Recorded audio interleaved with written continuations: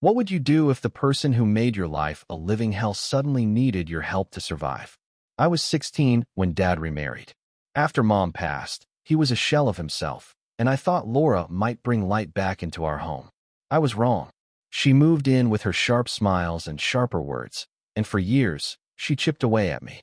I was too quiet, too clumsy, too much of everything she didn't like. Dad didn't see it or didn't want to.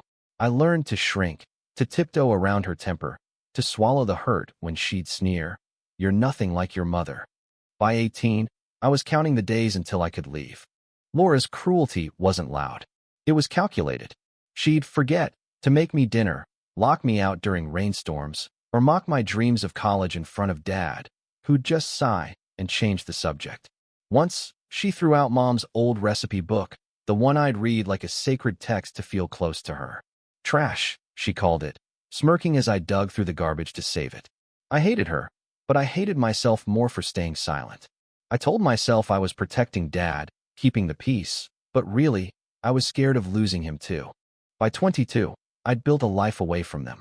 A small apartment, a job at a bookstore, night classes to become a counselor, something to help kids like me, who felt invisible. I kept in touch with Dad, but Laura's shadow loomed. He'd call, and I'd hear her in the background, her voice like nails on a chalkboard. I distanced myself, but the scars she left didn't fade. They shaped Mimi quiet strength, my refusal to break. Then, last month, my phone rang at midnight. Dad's number, but it was Laura's voice, frantic, gasping. "Please, Anna, I need you. It's my heart. I can't breathe. Your dad's out of town, and two need to get to the hospital." The words hit like a slap. Laura, begging me. The woman who'd made me feel worthless, now helpless. I could have hung up. I could have let her suffer. Instead, I grabbed my keys, but I didn't rush. I drove slowly, windows down, letting the cold night air fill the car. Every mile felt like a reckoning. I remembered the nights I cried myself to sleep, her voice echoing in my head.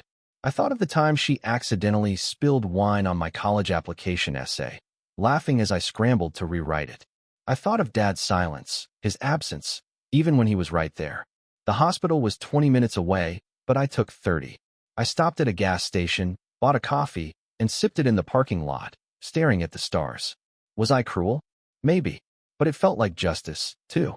When I finally pulled up to the house, Laura was on the porch, pale and clutching her chest. She stumbled to the car, muttering, "Thank you. Thank you." I didn't answer. The drive to the hospital was silent except for her ragged breathing. I kept my eyes on the road, my hands steady on the wheel. At the emergency room, I helped her inside, then sat in the waiting room, staring at the tiled floor. A nurse came out later, said Laura would be okay, a mild heart attack, but treatable. I nodded, left, and didn't look back. Dad called the next day, confused, apologetic. "Why didn't you tell me how bad it was with her?" he asked. I didn't have an answer. Maybe I didn't want to break his illusion. Maybe I didn't think he'd believe me.